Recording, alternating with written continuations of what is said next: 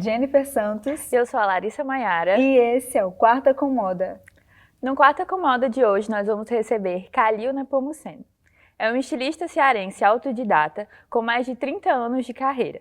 Graduando em moda e publicidade, participou por 2 décadas do DFB Festival e de diversas Fashion Weeks pelo Brasil.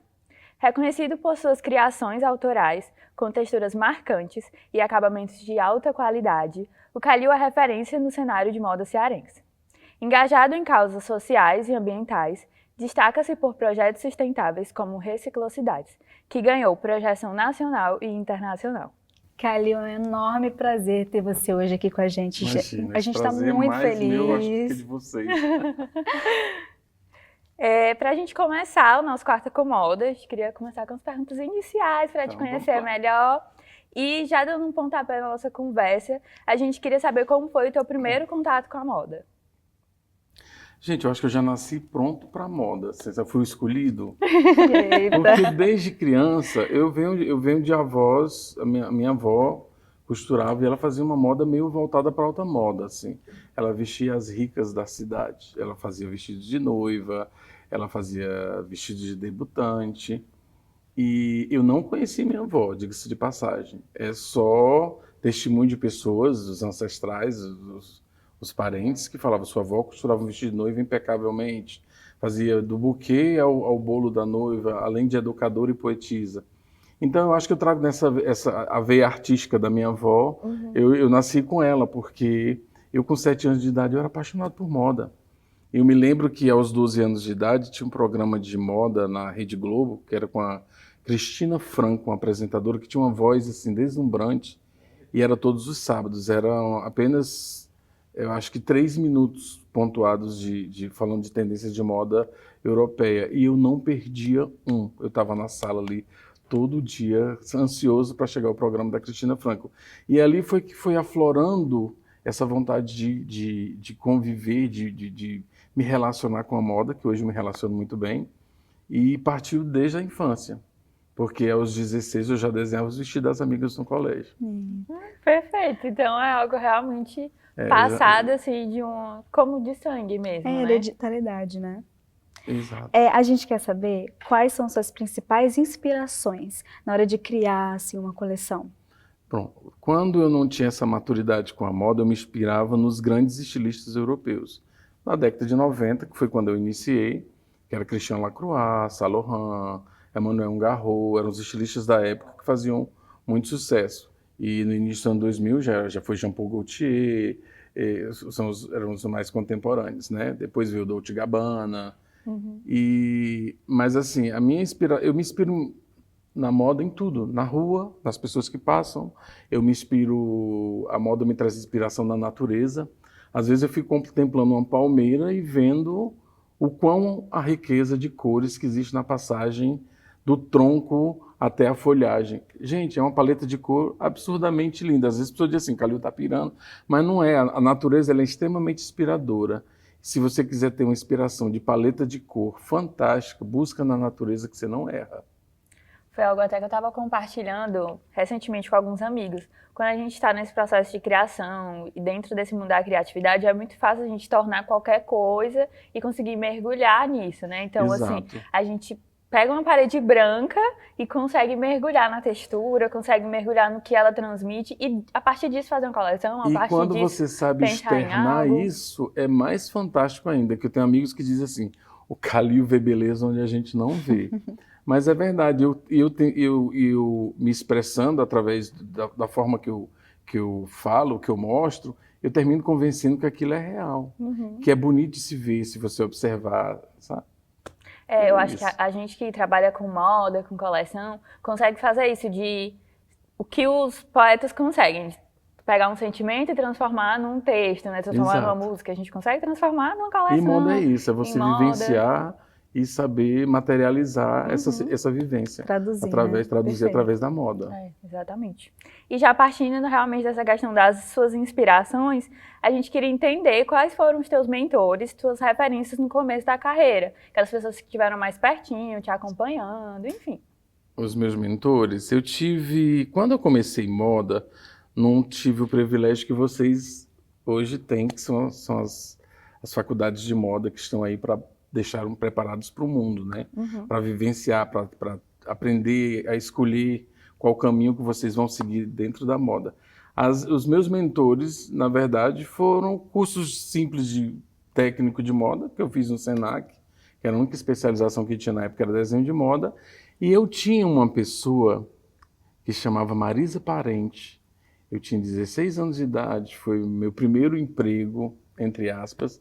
Ela me chamou para ser assistente dela, assistente de modelagem.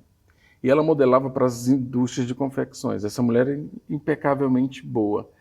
E eu tinha um desenho horroroso. Aí ela dizia assim, você tem que se inspirar no desenho desse estilista aqui.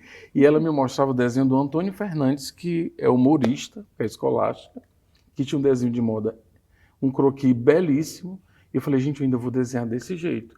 Foi quando me surgiu a oportunidade de fazer, aos 17 anos, o curso no Senac de desenho de moda, para tentar ter um croquis, porque antigamente o croquis era muito mais valorizado do que a própria criação. O início de tudo seria o croquis. Então a minha preocupação era ter um croquis lindo, mas na verdade hoje a criação ela é muito mais importante que o próprio croquis. Sim, é verdade. Desde que você saiba executá-la com propriedade. Sim. E hoje a gente tem outras formas também. Antigamente era mais croquis, desenho à mão, né? Exato. Ali você gastava aquele tempo. Tanto e que o meu realmente... início de carreira, como a moda ela não tinha essa profusão gigantesca de escolhas, de setores, a oportunidade que nós tínhamos era ser figurinista de loja de tecido. Eu comecei como figurinista de loja de tecido, depois eu virei empresário de tecido, eu era figurinista da minha loja, mas eu tinha certa frustração porque eu tinha uma criação belíssima e eu desenhava, vendia o meu tecido e indicava os ateliês para fazer a construção da minha criação. E era frustrante saber que eu ia, depois quando eu via pronto, eu falei, ela não interpretou o meu desenho, as proporções não eram essas. E aí foi que eu tive o start, eu vou ser criador e vou materializar minha própria criação. Foi quando eu dei início, há 15 anos atrás, um pouquinho mais, 18. 18 anos atrás eu dei início ao meu ateliê de criação e aí foi valsa para mim. A partir de então eu comecei a criar e fazer desfiles e materializar todo o meu processo criativo e foi fantástico. Até hoje eu vivo nesse universo, amo, é só o que eu sei fazer e vou até o fim.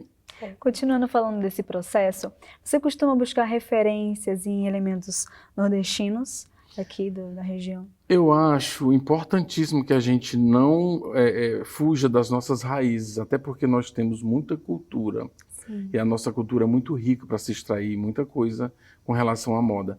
Eu nunca fui um estilista que trabalhou essa coisa regional. Eu sempre fui, até pelo segmento que eu escolhi, eu nunca fui regional.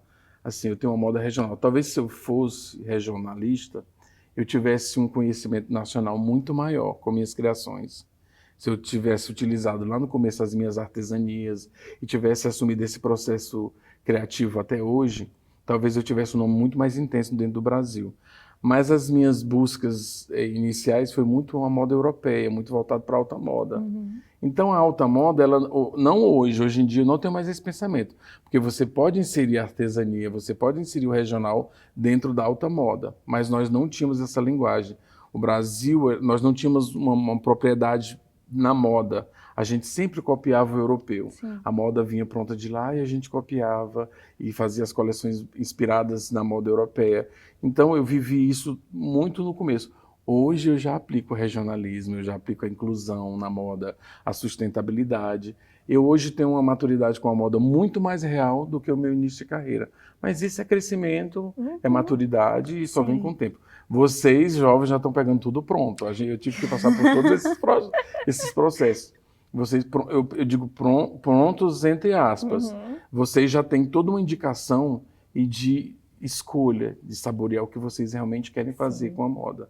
Sim, e eu acredito que a moda ela está sofrendo esse amadurecimento, né? Sim. De olhar menos a moda brasileira. para isso. A moda brasileira tem sofrido esse amadurecimento e tem sido realmente muito gratificante para a gente entender que nós temos marcas que são muito boas e muitas vezes até melhores do que a gente vê na Europa. Inclusive, a Europa está muito de olho no Brasil, porque nós temos... Eles estão fazendo collabs com estilistas brasileiros nas semanas de moda europeia que são fantásticas. Por exemplo, o Gustavo Silvestre, que é um excelente, inclusive um estilista que tem moda inclusiva.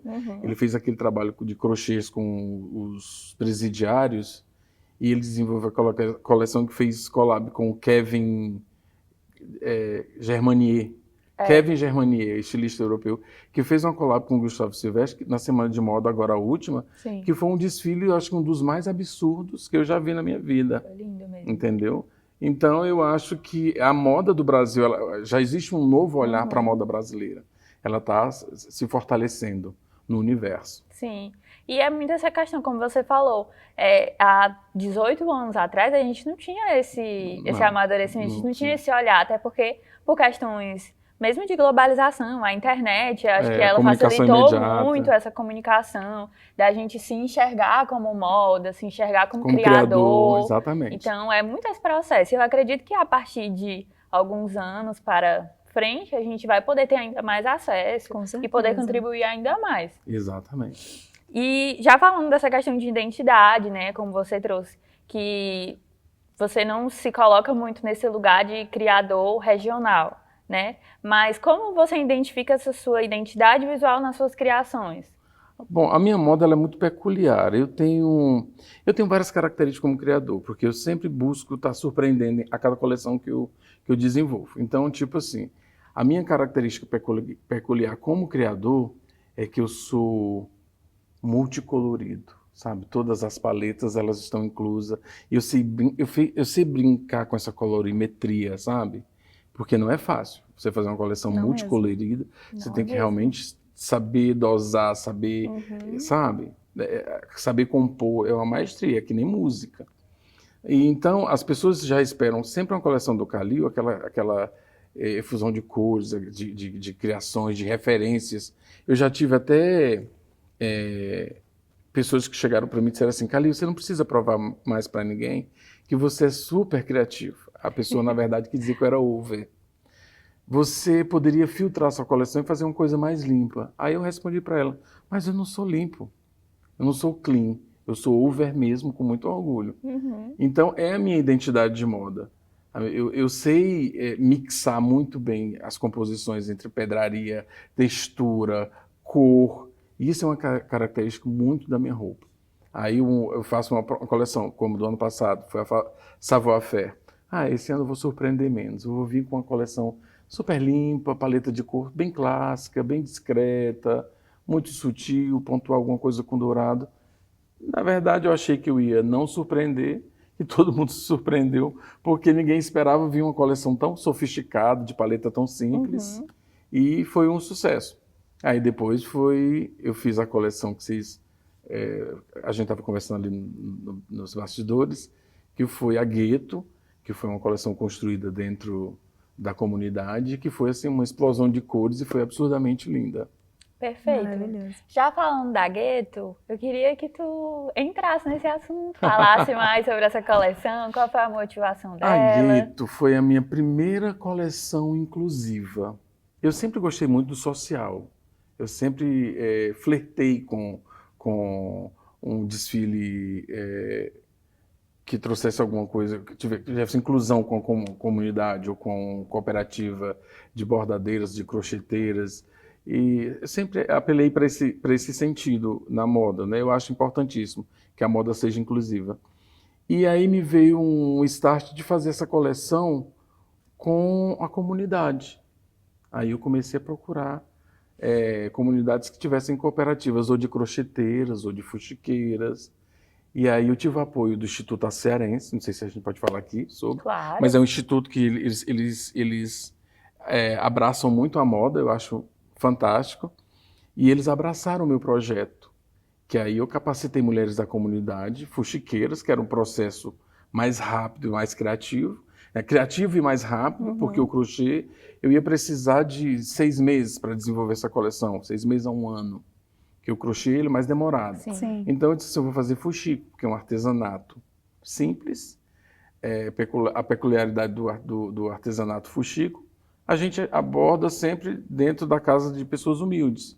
É o cobertor do liquidificador, do botijão de gás. A gente só vê o perfil desse artesanato em coisas simples ou de feirinha. Sim. E eu disse, não, eu tenho uma proposta melhor, eu vou fazer o fuxico virar design.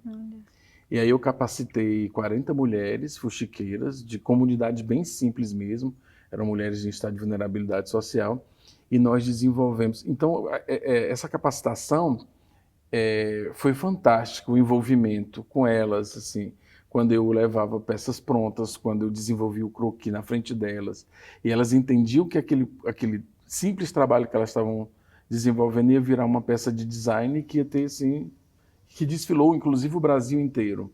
Foi quando eu entrei no circuito nacional de Fashion Weeks, né?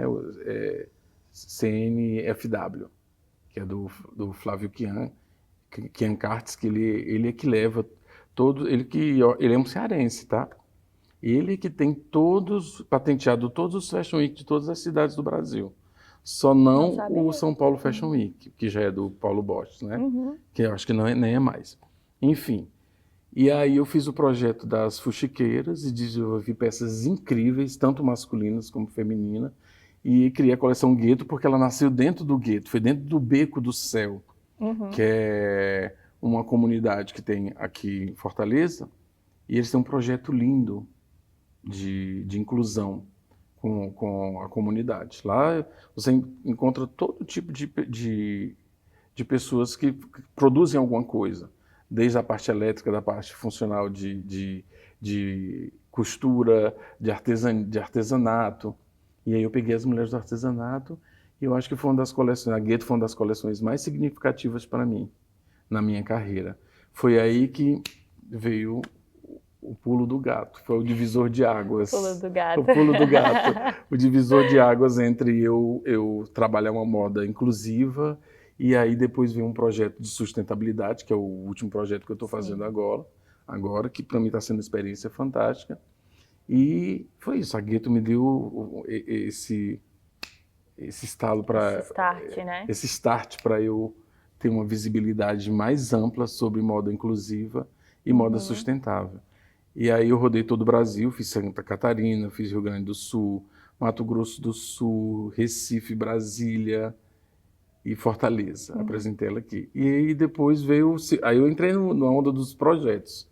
Fiz o projeto de moda sustentável e estou agora com um projeto novo. Perfeito. Esse projeto novo, depois a gente conversa. Segura. Eu fico muito emocionada até, Calil, de ouvir isso de você. A gente já estava conversando nos bastidores e aqui você abrindo mais seu coração em relação a esse projeto. A minha avó faz fuxico. Olha que lindo. Né? Então, assim, a gente conversando sobre isso um dia, alguns meses atrás, eu conversando com ela e eu dizendo para ela que é possível. Hoje ela já é aposentada, então ela faz o fuxico para se distrair mesmo, para um momento ali para relaxar. Mas ela tem essa herança, né? Assim, desde que ela era criança. E o fuxico é um artesanato lindo. Inclusive, até pontuando aqui, quando eu fiz o projeto do fuxicaço, que era fuxico com aço cearense, né? O instituto. Então, o projeto chamou-se Fuxicaço. Eu fiz com duas arquitetas, Liana Meirelles e Lina Eleutério. Elas ficaram com a parte de design, que criaram coisas impressionantes de linda com o fuxico, desde almofada, luminárias, tapetes.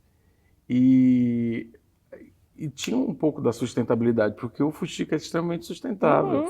Porque o resíduo que poderia virar lixo, né? Ele virou uma peça de design. Exatamente. E que tem e que utilidades, se prolonga, sim, com certeza. Se transforma em outra coisa. Eu acho que é exatamente essa, como você diz, né? Esse start, esse pulo do gato. O pulo do gato é ótimo. Pega algo que ia se transformar em lixo, se transformar em resíduo, não ia mais ter funcionalidade, e junto com essa tradição cultural, junto com esse outro olhar de design, a gente une essas duas coisas e transforma em algo belo, né? Exato. E às vezes, assim, como você trouxe, pelo menos falando da minha avó, né, dando esse exemplo, a minha avó, ela não tem esse acesso a essa moda que a gente tem hoje. o acesso que ela tem de moda é essa moda mais europeia mesmo, né? O que passa na televisão, enfim. Ela não tem esse conhecimento. Então, quando a gente, como designer, se coloca nesse lugar de também trazer essa herança de que, poxa, o que você está fazendo pode ser simples, mas juntos a gente consegue transformar em algo que é grande, significativo, né? é Ser verdade. significativo. Então, a gente como estilista, eu acho que saímos muito dessa posição de luxo e estar em um patamar maior do que os outros criadores, né? E se colocar mesmo nesse local de que eu posso contribuir, eu posso fazer mais, eu tenho essa voz. geração de vocês vão ser responsáveis por essa moda sustentável, que é o futuro do planeta. Né? O descarte, a moda ela tem uma posição como o segundo mais poluente do universo. E a gente tem que criar uma situação de que a moda não seja vilã das condições climáticas. Ela vai ter que virar protagonista para um novo momento de moda, para uma transformação em que a gente busque, além do que se produz na moda, esse fast fashion é uma coisa horrorosa, né? Sim. Porque se descarta muito moda. Mas a gente tem que buscar algum posicionamento na moda, principalmente vocês que vão dar continuidade. Eu já estou quase me aposentando, tá? A responsabilidade tá longe de vocês. já. Então, tipo assim, o posicionamento de vocês em construir uma moda que tenha a responsabilidade socioambiental é importantíssimo. Sim. A moda mais inclusiva, a moda com responsabilidade sustentável, porque o que poderia virar lixo pode virar luxo. Exatamente. Na mão criativa, eu né? acho particularmente isso incrível. A tua coleção, né? A ideia e também de incluir essas mulheres que, assim, não tem muita noção, né? De, tipo assim, no sentido do que está fazendo. E você trazer, vamos fazer o fuxico, que é uma coisa também fácil, que tem como você pegar e tem como você traduzir isso numa coleção e trazer algo tão belo, tão maravilhoso. É enriquecedor. É muito. E elas olharem para essa coleção depois, caramba, eu participei disso, eu fiz isso. Então, as minhas imagina mãos estavam ali, o prestígio que a pessoa não sente, né? E dando pauta nesse assunto, em correlação à moda, né? A moda, hoje em dia, ela muda com muita facilidade com essas novas criações de tendência. A gente quer saber como que você lida com essa tendência nova, mantendo a sua essência criativa. Eu digo assim, essa tendência nova é aborrecedora. Verdade. Porque é a moda do descarte, entendeu? É a moda do descarte. As pessoas usam hoje, amanhã não está mais na moda, entendeu? E eu acho que essa coisa de tendência, ela merece um freio para que a moda realmente tenha solidez. Porque essa coisa, hoje você usa, amanhã não está em moda, você descarta. Isso vai virando um lixo para o meio ambiente, que é uma coisa horrorosa. Essa coisa de não poder repetir roupa, porque já me viram na rede social com essa roupa, eu não vou repetir de novo. Esse conceito, a gente tem que virar essa chave e fazer um modo de pensar transformador, assim, gigantesco. E nós que trabalhamos com moda é que somos responsáveis por esse conceito, né? Então, realmente me incomoda muito essa coisa da mudança de moda repentina. Eu acho que a moda ela poderia ser mais extensa, sabe? Mais sólida. Por isso que eu gosto da alta costura, da alta moda, porque ela tem esse perfil. Essa moda corriqueira, hoje não é tendência, amanhã mudou a tendência, essa coisa não está mais em moda, essa outra está... Isso é um absurdo.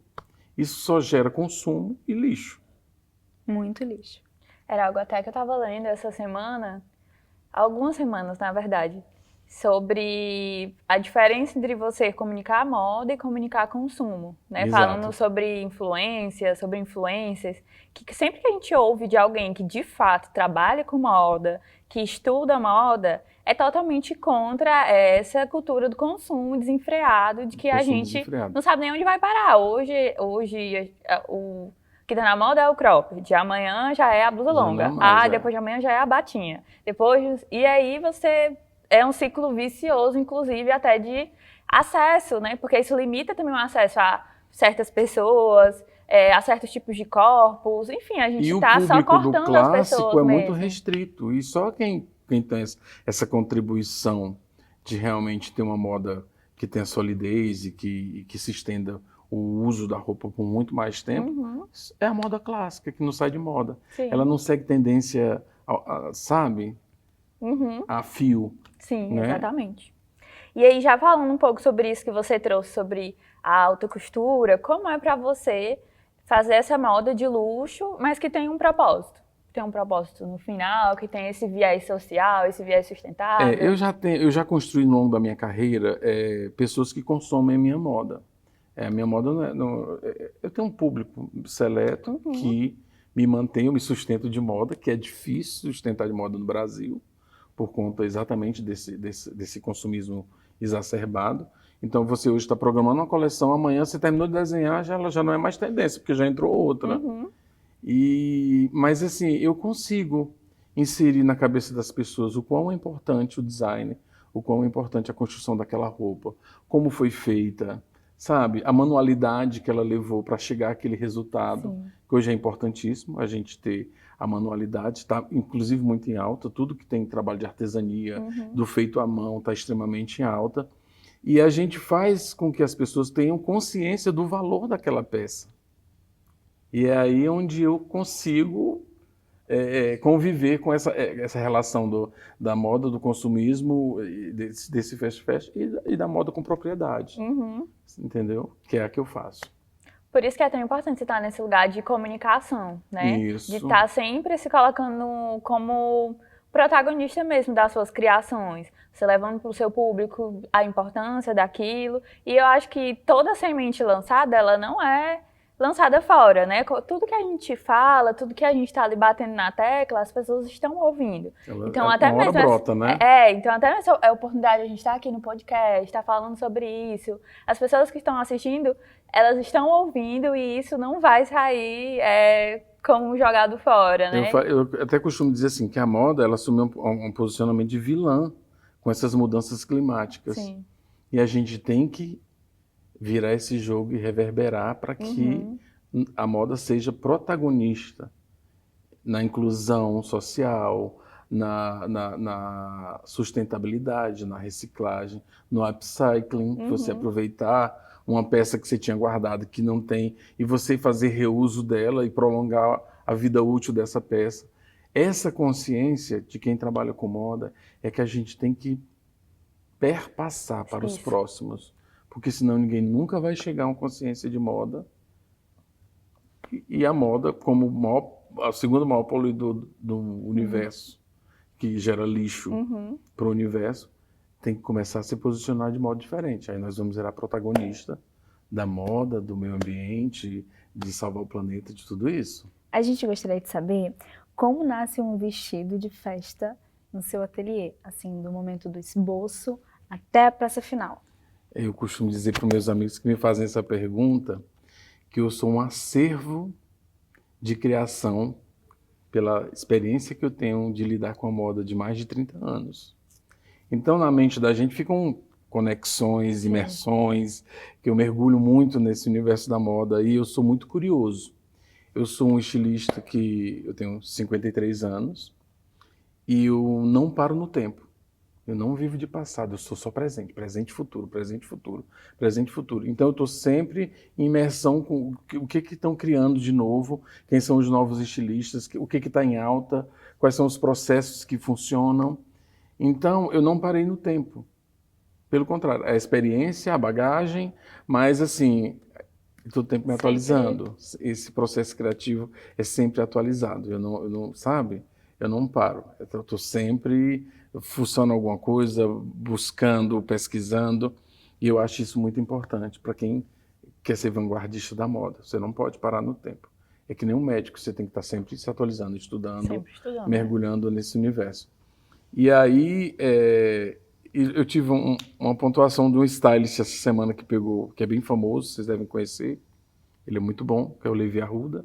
Sim. Fui pegar umas peças minhas pronto produção e ele disse assim, amigo, eu te acompanho, eu sempre estou vendo tuas criações e você deu assim, uma modernizada nos últimos tempos com a tua roupa. O que foi isso?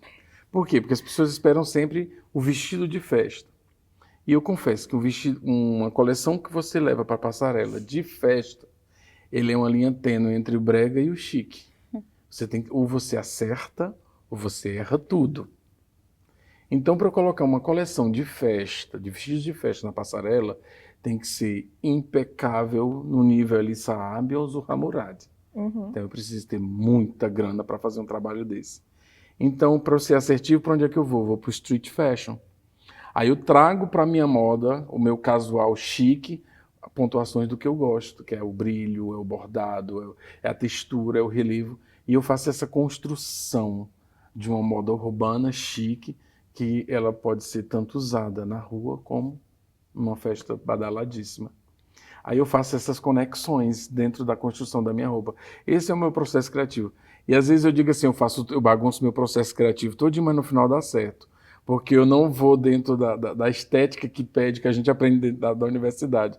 Eu às vezes começo primeiro eu faço aquela imersão de pesquisa, aí eu faço a criação para depois eu dar um tema para a minha coleção.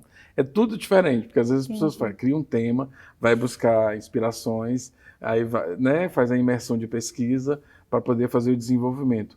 Eu começo pelo desenvolvimento, depois eu vou entrando dentro do espírito que eu gostaria que fosse a coleção. É tudo o contrário. Mas é a minha forma de trabalhar e super funciona.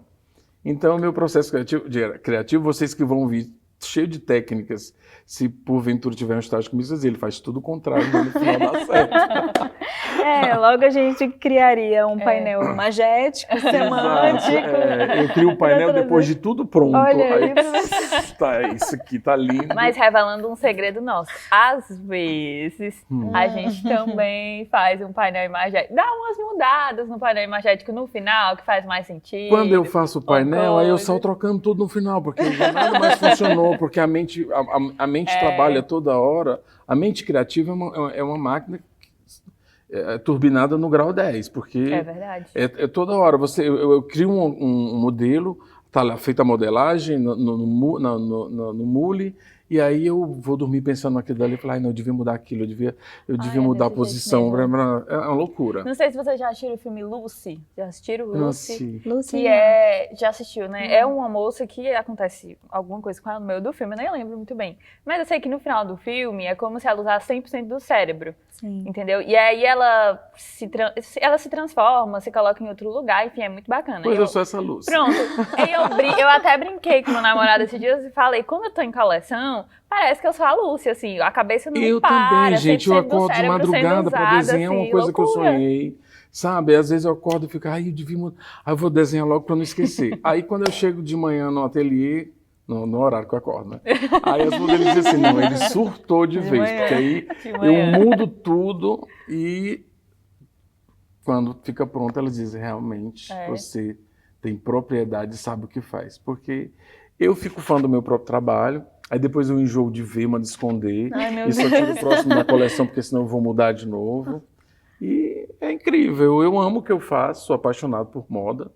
Eu respiro moda, de manhã, de tarde, de noite, é o que eu sei fazer. E eu espero que vocês, quando estiverem no processo criativo, apaixonem-se pelo que vocês estão fazendo, que é importantíssimo. A moda ela tem que ter junto a paixão. Se você não se apaixona pelo que você faz, você não faz bem feito. É verdade. Não faz bonito. É verdade. Não é? É verdade.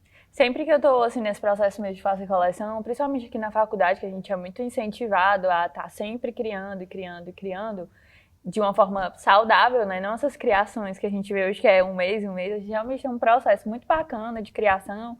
E é realmente isso, as professoras sempre falam sobre a gente estar nesse tema e estar confiante no tema, estar confiante no que a gente escolheu. E a beleza, ela é universal, o belo é universal. O que você faz, se for bonito aqui, ele é bonito em qualquer lugar do mundo. Porque a minha primeira experiência de moda em Paris, a primeira vez que eu fui a Paris, novinho, eu fui assim, vou para a capital da moda, era meu sonho, né? E quando eu achei que quando eu fosse descer era só flores, era só moda, era aquela coisa lúdica que a gente vê nas passarelas de criação. E eu me deparei com tanta coisa cafona. Porque o cafona também a gente pontua dos dois lados. É muito ponto de vista, né? Sim. Mas eu vi tanta coisa brega que eu falei, gente, tem coisa brega em Paris. E a gente só passa a ver a moda, assim, de você encher os olhos quando você vai nos lugares mais da alta costura, né? Fabrício Antoine, aquela rua dos grandes designers que você entra e você diz assim, agora eu tô no universo da moda. Aí E também é uma linguagem que assim, não é nada que eu não saiba fazer. Foi quando eu voltei muito mais fortalecido, quando eu vi de perto um vestido da Dior, um tailleur da Chanel, sabe?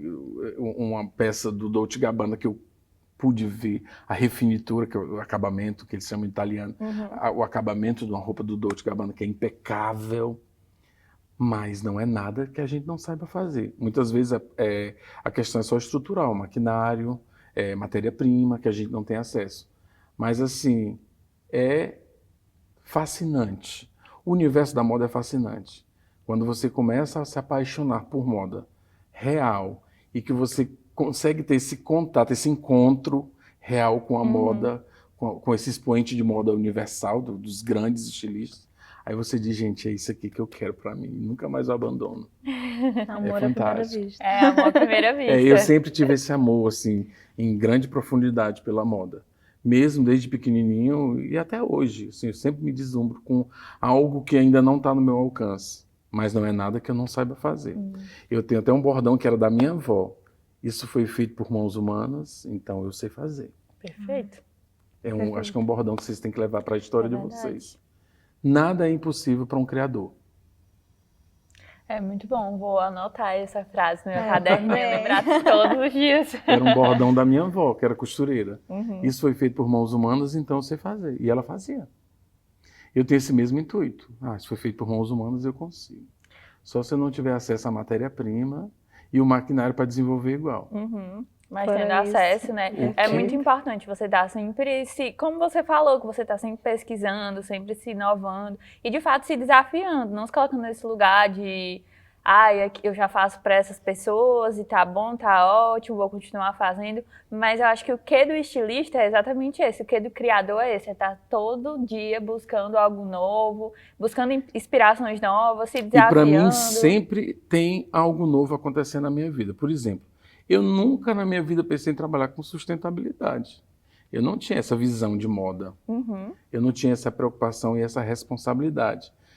Mas eu me envolvi num projeto grandioso que vai me levar para o Brasil inteiro agora. Inclusive, o Chile Fashion Week já está em conexão com os organizadores do CNFW,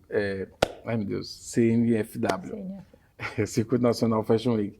Eles já estão em contato para tentar levar esse meu trabalho para a semana de moda deles lá. É pequeno? Tá começando. Estou começando agora, assim, já eu chego fora. Nova York Fashion Week entrou em contato comigo também. Só que aí vem as questões financeiras, assim. Eu vou ter que ter apoio, um patrocínio, alguém que realmente queira, vamos apoiar o Cali, vamos levar, porque eu estou sendo convidado. Mas assim, fui levantar os custos, é absurdo, é tudo em dólar. Entendeu? Mas o convite chegou para mim. Eles já perceberam o meu trabalho, principalmente nessa questão da sustentabilidade, que eu acho que é a temática que está mais em alta na moda e que a gente tem que se preocupar muito. A história que eu disse para vocês lá inicialmente na entrevista. A moda ela tem que sair da questão de vilã para protagonista. E o protagonismo da moda é responsável pela sustentabilidade. Pelo que a gente descarta. A gente tem que ter responsabilidade sobre isso. E eu entrei no projeto do Reciclocidades, que é um projeto apoiado pela CAGES, porque aí você começa a entender, a juntar as peças do quebra-cabeça e entender. Eles também têm responsabilidade sobre a moda, porque eles são responsáveis pelos descartes. Porque o descarte é que polui a água. É verdade. Então, o sistema de tratamento de esgoto, de água, saneamento, isso tudo tem uma relação direta com a moda. E aí foi quando eu me apaixonei pela sustentabilidade. Fiz o projeto Reciclocidade, eu fiz uma coleção incrível a nível internacional. Essa minha coleção pode rodar qualquer lugar do mundo, ela vai ser vista com um olhar. O cara arrasou. Ele fez acontecer. Por quê? Porque eu usei toda a coleção com material de descarte. Sobra de retalho de jeans, fios que juntava varrendo o ateliê. Gente, 70% do que se constrói na roupa é de material de descarte. Isso é uma responsabilidade socioambiental gigantesca, porque além da construção que eu fiz ser sustentável, tem a manualidade de pessoas que fizeram manualmente, que foram capacitadas, que são mulheres em estado de vulnerabilidade social. Eu trabalhei com 60 mulheres, eu entrei com elas no final da passarela, e a gente olhava o brilho no olhar, o orgulho delas de saberem que toda aquela construção linda do que estava acontecendo tinha o toque da mão delas. Incrível, Eu fiz gente. aquela peça, eu construí com ele aquela peça, aquele bordado é meu, entendeu? Então, isso é muito prazeroso quando você faz uma moda inclusiva e sustentável. E eu acredito, Calil... Esse foi o divisor de água da minha vida, quando eu saí da moda, só moda, o glam, o glamour, e entrei para a moda com responsabilidade socioambiental. E um feedback que eu queria muito te dar em relação ao Reciclocidades é justamente isso que você disse sobre não só trazer a manualidade, não só trazer a sustentabilidade, mas trazer o protagonismo para as pessoas que trabalharam com você, né? Porque o seu nome a gente já conhece, né? Quem você é a gente já conhece e assim, muito valioso o seu trabalho, a sua contribuição para a moda local, como você constrói, mas você trazer essas mulheres também como protagonista, como pessoas que fizeram parte desse processo, é de louvor mesmo, sabe? Porque é muito difícil a gente encontrar estilistas que dão a valorização necessária para as pessoas que o ajudaram a chegar onde ele está, né? Eu acho importante essa valorização, sabe por quê? A mão de obra está ficando escassa. Ela está sumindo. As costureiras são velhas. A nova geração não quer ser costureira. Ela quer fazer faculdade de moda. Sim. Então, como que vai ficar o mercado da moda se a gente não tiver a mão de obra? Entendeu? Então, eu acho assim, a profissão do futuro é a técnica. Então, a gente tem que valorizar o técnico também, porque são eles os protagonistas da nossa história. Exatamente. Você chegou a comentar... Porque que adianta eu ter um trabalho lindo se eu não tenho quem desenvolva? Verdade. Uma criação. Não adianta. Essa preocupação também que ela tem que existir agora, porque senão nós vamos ter um futuro escasso. Verdade. De quem produza, de quem materialize a criação da gente. Né? Pronto. Você chegou a comentar que quando você atende seus clientes, você diz como a peça foi feita e também o processo, o trabalho. Eu acho isso muito importante, exatamente porque tem muitas pessoas que não entendem a importância daquela peça modelada. Eu vou pedir para fazer uma blusa, né? Mas aí, é uma blusa, entendeu? A pessoa não entende assim, não de só uma fato, blusa. como é que você vai fazer aquela peça e o trabalho que dá. Então, eu acredito que também as costureiras, por que eu não quero ser costureira? Por que eu não quero ser, por que eu não quero fazer? Também a falta de valorização dessas grandes profissionais, porque costura, assim, não é uma coisa... Claro que existe costuras e costureiras, mas eu acredito que não é uma coisa fácil de fazer com perfeição para trazer exatamente o aspecto da modelagem que você quer. Tanto é que você mesmo disse que quis ser estilista e modelista também, exatamente porque essa pessoa não conseguiu construir a peça que você estava idealizando. Então, não é fácil você costurar uma peça e muito menos modelar conforme aquela outra pessoa quer. Então, eu acho que se tivesse mais valorização nesse sentido, de tipo, vamos valorizar mais a costureira que está ali, que está trabalhando, uma modelista, é pequena, mas vamos dar o devido valor a essas pessoas, acredito que poderia sim ter mais pessoas incentivando, né, para poder fazer. A minha resposta crucial quando o cliente questiona o valor de uma roupa minha, eu olho para ele e digo assim, eu não tenho mão de obra escrava, porque o meu funcionário é super valorizado. E realmente, eu acho que dos ateliês da cidade, quem melhor paga o funcionário sou eu. Eu tenho todo um cuidado social, que elas comem, o bem-estar e o que elas recebem de recompensa pelo trabalho exercido, entendeu? Até porque costureira é artigo de luxo. Quem tiver suas boas costureiras, segure. Que segure, exatamente. Entendeu? Porque a mão de obra da costura está ficando escassa. Isso é lamentável, porque eu acho assim, eu tenho vontade de criar um grupo, um curso preparatório só de pessoas qualificadas com costura. Isso para preparar para a vida, para o mundo. A gente não pode deixar a moda. É vestir roupa daqui a 50 anos. Se não tem quem produza, vai para o robô, aí você não vai ter o prazer da criação. Qual substancial que tem uma peça que não teve manualidade, que não teve... Qual sentido? Que sentido tem a moda se ela não tiver a criação, o olhar, o criativo, Sim. né? Então é muito importante. Eu até costumo dizer assim, a moda ela é prazerosa desde a escolha do tecido, que é um dos setores mais importantes da moda, é a parte têxtil. Um estilista que não conhece tecido, ele não vai ornar, ele não vai ter um futuro brilhante. A parte têxtil é a parte mais importante para um criador de moda. Então, eu aconselho a vocês que estão no processo de desenvolvimento, até chegar ao que vocês vão querer escolher, qual o setor que vocês vão seguir, qual sabe, a linha de moda que vocês querem trabalhar, se é só da comunicação, se é da criação, se é do desenvolvimento, sabe, desenvolvimento material da coisa. Estudem o têxtil, conheçam o tecido, saibam discernir um tecido de fibra natural para um poliéster, para uma fibra sintética, porque todos eles têm um resultado imediato na hora da modelagem, da construção da peça. A fibra natural ela reage de um jeito, ela pigmenta de outro, ela textura de outro. Então, eu conheço o tecido só no tato.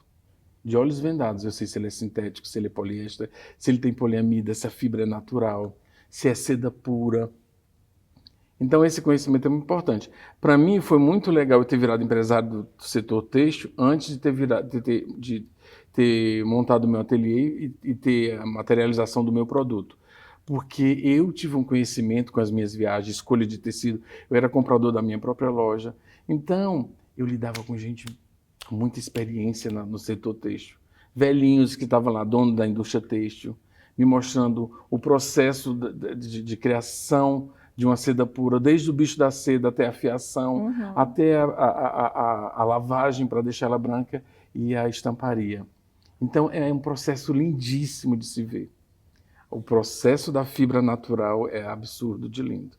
Só que a tecnologia teve um avanço muito grande e começou a produzir essas porcarias que a gente usa, de poliéster, que é só efeito, né? Fazer o quê? Mas a moda dos antepassados era muito mais sofisticada, era tudo feito com fibras naturais, era seda pura, era o veludo de seda, era incrível. Mas esse incrível eu vivenciei muita coisa. Não sei se vocês vão conseguir. Porque está cada vez mais escasso, né? Mais o avanço difícil. tecnológico só põe na prateleira e nas vitrines. Sim. O efeito. Tem cara de seda pura, tem cara de musselina de seda pura, mas não é. Eles chegam próximo porque são incríveis. O acabamento chega a confundir, até quem tem experiência. Então é fantástico. A moda é fantástica. Ele é um grande fã da moda, a gente já percebeu isso, Ele somos ama. todos.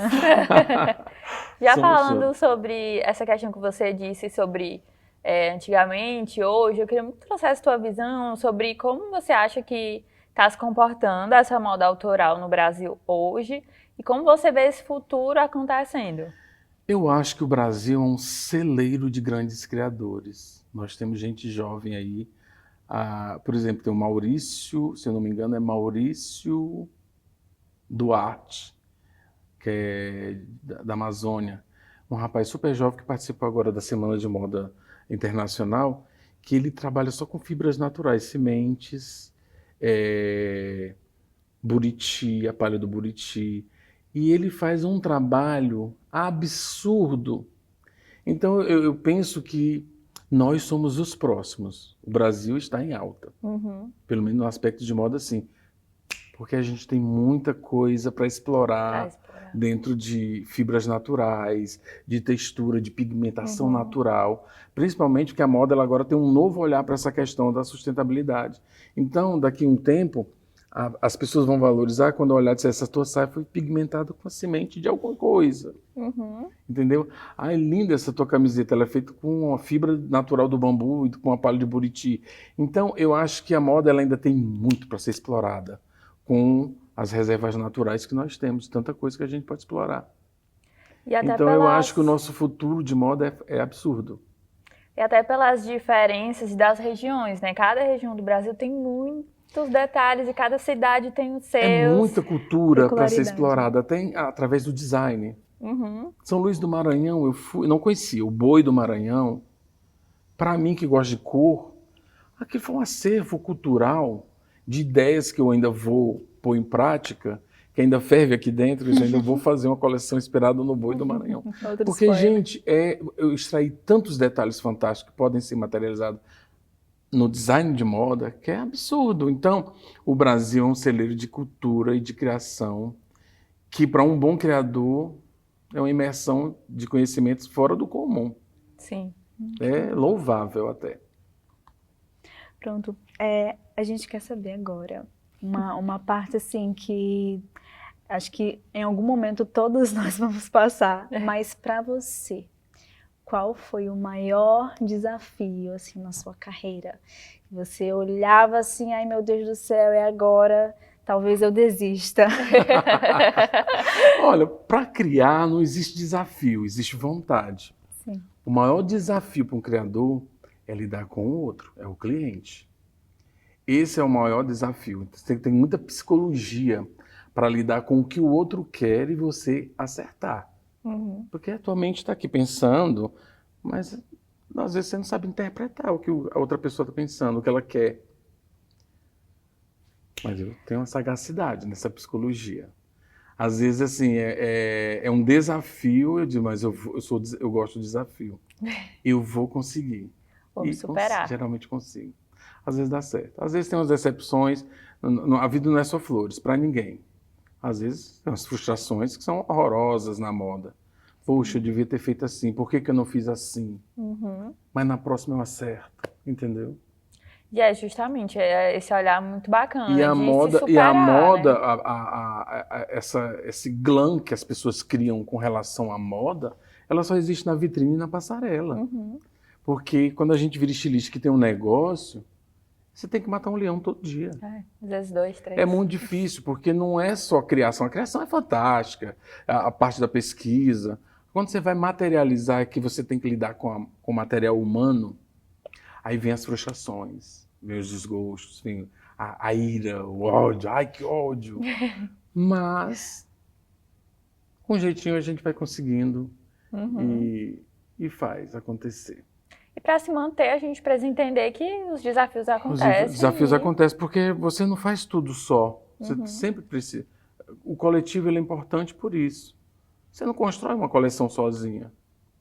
Se você modelasse, cortasse, bordasse, costurasse, levaria um tempo para você expor uma coleção. Mas aí, vamos ganhar dinheiro com essa coleção. Como é que você vai reproduzir aquilo em série? Então, é importante a coletividade na moda. E o mais importante de tudo é, quando você montar um negócio de moda, é que todos respirem a mesma essência que você.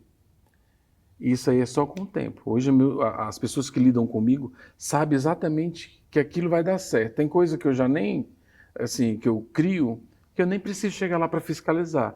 Porque eu já sei que ela já sabe, já tem maestria e já vão... Eu só vou, no olhar final, vou dizer, ficou incrível, perfeito. Era exatamente isso que eu queria. Mas quando é a construção de uma coleção, aí tem que ter o meu olhar, tem que ter meu feeling, tem que ter, sabe? O grito final, é isso, não pode ser assim, é assado, arrasou, era isso. Tem todo esse mecanismo para o resultado final ser prazeroso. A Jenny trouxe a pergunta sobre o que foi o desafio e eu queria te perguntar sobre qual foi o melhor momento. A gente falou do desafio e eu queria que tu trouxesse também essa visão de, poxa, isso aqui realmente marcou minha carreira e eu fui um Kalil diferente, um estilista diferente depois. Eu acho que o momento mais especial foi quando eu me desprendi do que as pessoas iam achar do meu trabalho. Por exemplo, eu fiz 20 anos de Dragão Fashion. E todo ano eu tinha aquela preocupação, o que os jornalistas de moda que vinham cobrir o evento iam achar do meu trabalho, da minha coleção. Eu tinha medo de errar na paleta de cor, eu tinha medo de exagerar, eu tinha medo de ser confundido com over, eu tinha medo de ser chamado de cafona. Esses medos, pode jogar no lixo. Ele não te leva a lugar nenhum. Eu tive o meu grito de liberdade que eu disse, eu vou fazer o meu trabalho, é o que eu gosto, é o meu conceito de moda. Quem quiser gostar, que goste. Quem quiser comprar ideia, que compre. Se não, eu fiz do meu jeito. Foi aí que eu comecei a brilhar. Foi aí que eu senti que eu agradei. Foi quando Vivi Aidu, uma jornalista de São Paulo, chegou e disse assim, temos um John Galliano no Ceará. Aquilo para mim foi inesquecível. No dia que ela chegou para mim, minha coleção de 2012 aqui no centro de eventos, aqui do lado da Unifor. Ela chegou no backstage do meu desfile e disse, nós temos um John Galliano no Ceará, você está de parabéns. Prestígio. Aí nesse dia eu cresci, eu sou o cara. Mas eu não sou convencido assim não, tá? Mas tem que Pode ser. se convencer um pouco. A minha humildade é tão grande que eu não me crio. Mas assim, como estilista, como criador, nesse dia eu renasci, eu catei todos os medos que eu tinha e joguei para debaixo do tapete e nunca pretendo tirar. Então, a moda é desafiadora. Você só não pode ter medo. Vai com tudo. Se não der certo, na outra você tenta e dá certo. Vai com medo mesmo. Vai com medo mesmo. E aí, hoje fazer moda para mim é como fazer pipoca. Qual conselho você dá para novos estilistas agora que estão se formando? O que você diz para eles nesse momento, para que eles tenham um pouco assim um ar de vamos continuar. Vamos continuar, a gente consegue. Eu dei um monte aqui nessa conversa, mas eu continuo batendo na mesma tecla. Apaixone-se pelo que você faz. É infalível. Ótimo. Perfeito. Eu recebi vários insights dessa conversa. Sim, estou eu muito também. feliz, Que bom. muito obrigada mesmo por ter vindo, ter eu fico feliz de aceitado estar o aqui nosso com convite. vocês. Espero ter agregado algum valor nessa conversa para vocês Muito, que estão na muitos. moda. Muito. E sempre que precisarem, estarei aqui. Perfeito. A gente também. Vamos foi- combinar os estágios depois. Olha só. Priscila.